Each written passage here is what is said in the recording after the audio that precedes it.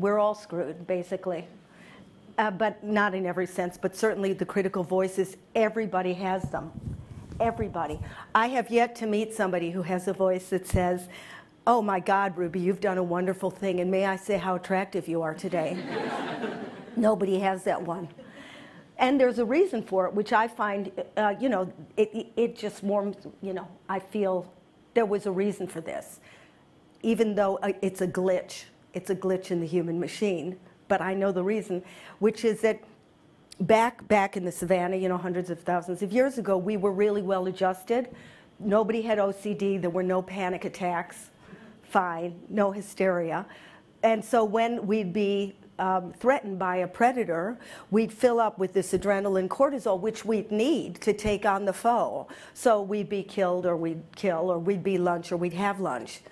And then as soon as the situation was resolved, we'd go back to, you know, grazing or whatever we did.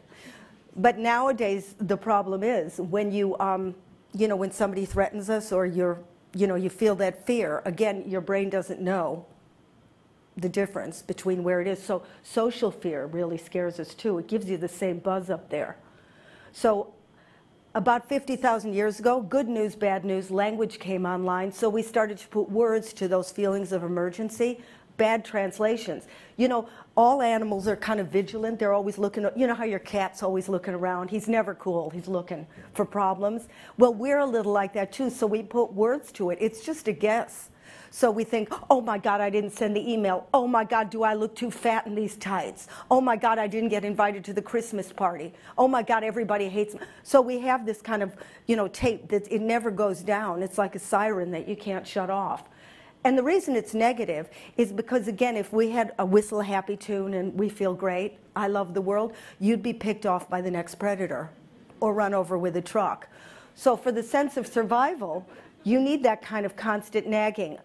Part of the reason, though, these words are there is because, again, a social threat is that we compare ourselves, you know, and magazines know that. And it used to be in the old days, you know, you were a peasant, you knew your place. You died, you plowed a little bit, you just think shit happens.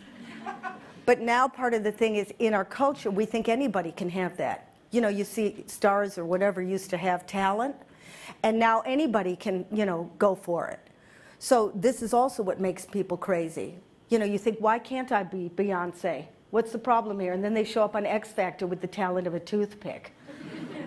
So we're in a constant, why can't I be Bill Gates? You know, why can't I sleep 2 hours? Why can't I go helicopter skiing in Courchevel like these big boys do? And by the way, if you meet somebody who does do helicopter skiing for relaxation, walk away, he's insane.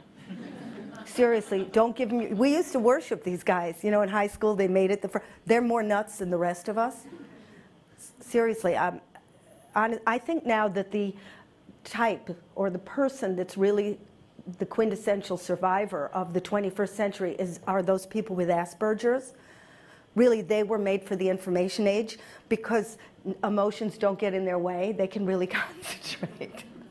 So we really, the rest of us, have to do something. You know, if we're going to evolve in some way, we have to do something to be able to cope. You know, I'm not one of these people, oh, we're always on the computer, my kids are on video games. You know, tough shit, that's the way it is. So we have to adapt ourselves to it. It's here now, okay?